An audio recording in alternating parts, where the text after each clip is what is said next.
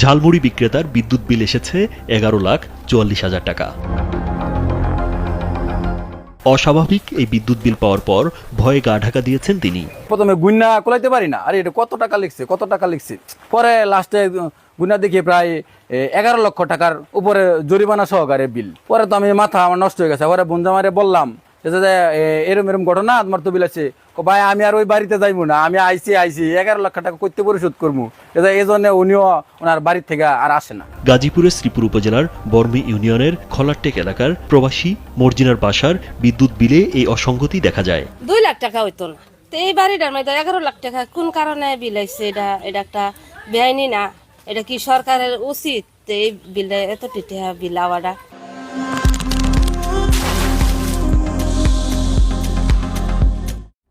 এ ঘটনায় পল্লী বিদ্যুৎ কর্তৃপক্ষের দায়িত্বহীনতা নিয়ে প্রশ্ন তুলেছেন এলাকাবাসী। তারা জানান, ভুতুড়ে বিল, অনিয়ম, দুর্নীতি পল্লী বিদ্যুতের নিয়মিত কাজ হয়ে দাঁড়িয়েছে। আইসা দিন আর সত্ত্বেও এত টাকা বিল, কিন্তু এটা একদম গরিব মানুষ ঝালমুড়ি বিক্রি করে, কিন্তু এত টাকা বিল কথা না। কিন্তু এটা যেভাবে করছে তারা বিল, এটা যারা কম্পিউটার পুশ করছে তাদের তো বিবেক বিবেচনা করার দরকার ছিল যে এত টাকা বিল ভুল হইতে পারে, গেলে এত ভুল হইব কিভাবে। স্থানীয়রা জানান, মর্জিনা কয়েক বছর ধরে প্রবাসে থাকেন। তার স্বামী আব্দুল মান্নান শ্রীপুর রেলওয়ে স্টেশনে ঝালমুড়ি বিক্রি করেন।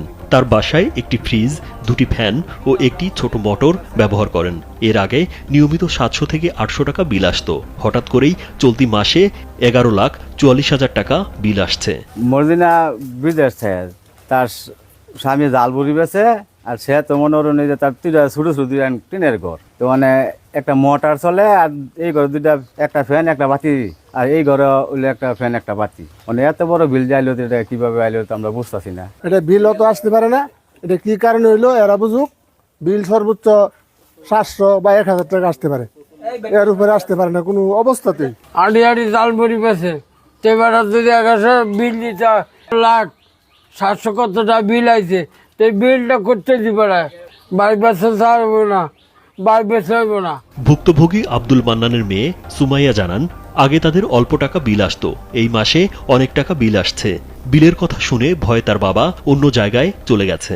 আম্মু বিদেশ থাকে আর আব্বু ঝালমুড়ি বেচে, আর আমাদের ফ্রিজ এবং 2টা ফ্যান, 3টা লাইট আর মোটর। এবার অনেক বিল আইছে, সেজন্য আব্বু অনেক ভয়ে অন্য জায়গায় গেছে। এবার বিদ্যুৎ অফিস থেকে সেটা আমাদের এটা সংশোধন করে দেওয়া উচিত। এ বিষয়ে কথা বলতে রাজি হননি পল্লী বিদ্যুৎ শ্রীপুর জোনাল অফিসের deputy general manager Mohammad Anwarul Alam.